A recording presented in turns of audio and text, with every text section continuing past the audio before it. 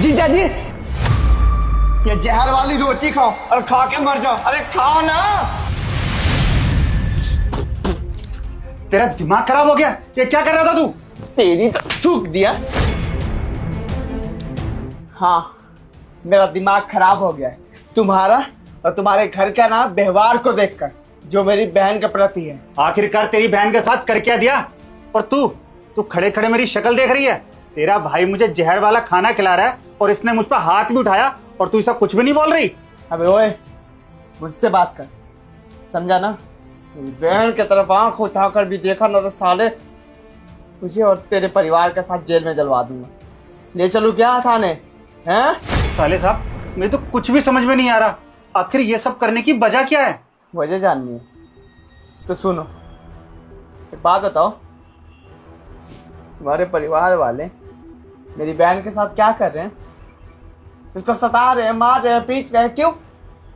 क्या गलती है इसकी?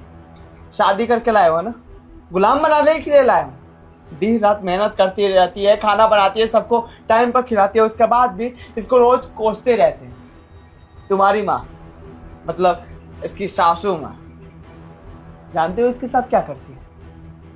बोलती है कि खाना खा रही है, उसमें जहर की पूड़ियां डाल दे और खा के मर जा। ऐसे ऐसे बातें बोलती है। पता है क्यों? क्योंकि ये गांव से है, साड़ी पहनती है और संस्कारी है। तुम्हारी वो घटिया माँ बहन, जानते हो क्या चाहती है? कि ये वन पीस पहने और पार्टी करे, क्लब जाए।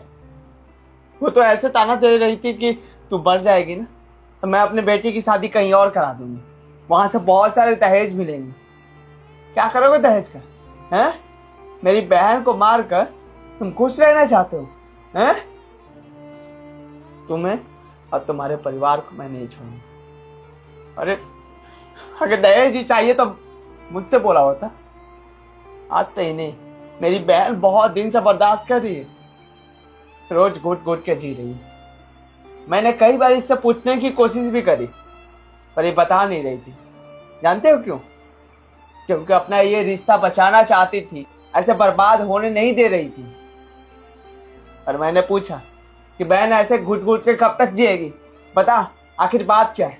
फिर इसने बताया कि भैया मैं तो मर मर के जी रही हूँ, कहाँ पर शादी करा दी। ना पति मेरे से प्यार करता है, ना सास, ना ननद, ऐसी जिंदगी जी रही है बहन। और आपको काने कान खबर भी नहीं है। कैसे पति हैं? कभी आराम से बैठकर बहन से बात करने की कोशिश की? इसका हाल चाल क्या है? इसकी तबीयत भी खराब होती है तो कभी पूछने की कोशिश की? अभी चैन से सो रहे थे, हैं? बॉर्डर पर आ जा रहे हो ना, कभी इसे शॉपिंग कराने की कोशिश की? नहीं। आपको क्या फर्क पड़ता है? आपको फर्क पड़ता है अपने माँ बाप, अपनी बहन भाई से। मेरी बहन क्या है? गुलाम है? नौकर है? बताओ ना। बहुत हो गया, अगर ऐसी ही हरकत करते रहोगे ना टाइम नहीं लगेगा। साले तुम्हारे सारे परिवार को ना जेल में डाल दूंगा, समझे ना? और हाँ, वही सबक सिखाने आया था कि जैसे तुम्हारी माँ मेरी बहन के साथ करती है, बोलती है कि खाने में जहर डाल के मार दूंगी, तुम्हारे साथ वैसा किया तो कैसा लगा तुम्हें? बुरा लगा ना? वैसे ही घुट घुट के मेरी बहन जी रही है, इसको रोजाना बुरा लगता है। तो क्या तुम्हारे साथ जो किया वो गलत है?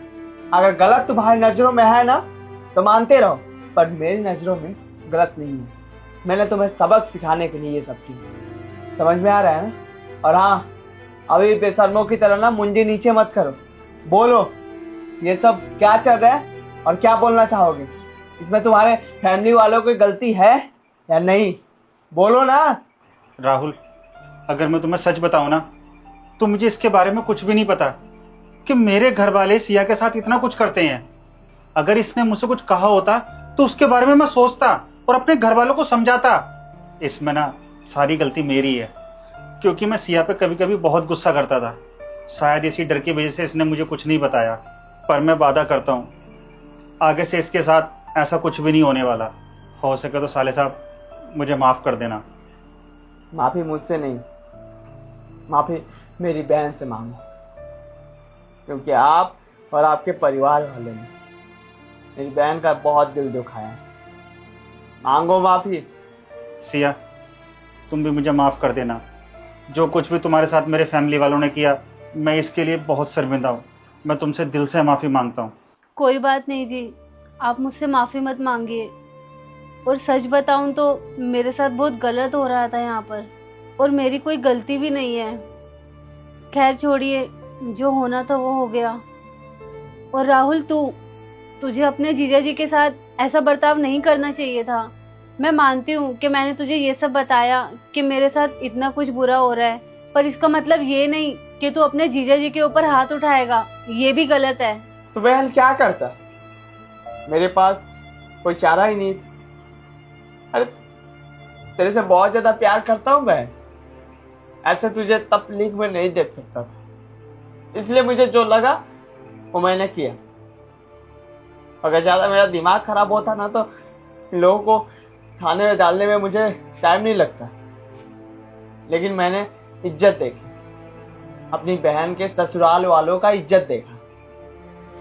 क्योंकि अगर जेल में डाल देता ना तो खामखा इज्जत बदनाम हो जाती, और लोग बोलते कि कैसी बहू आई थी, अपने ससुराल वालों को अपने भाई के हाथों जेल में डलवा दी, और पीछे की वजह नहीं जानते, बातें बहुत बनाते।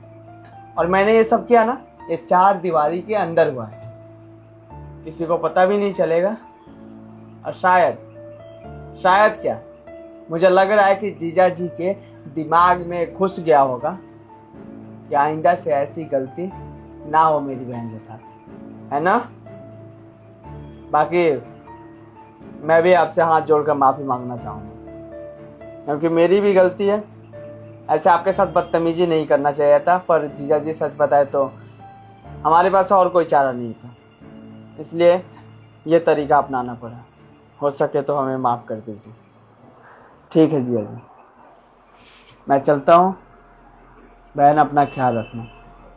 और हाँ जीजा जी, हो सके तो 2-3 दिन का छुट्टी ले लीजिए और मेरी बहन के साथ टाइम स्पेंड कर लीजिए, इससे अच्छा लगेगा।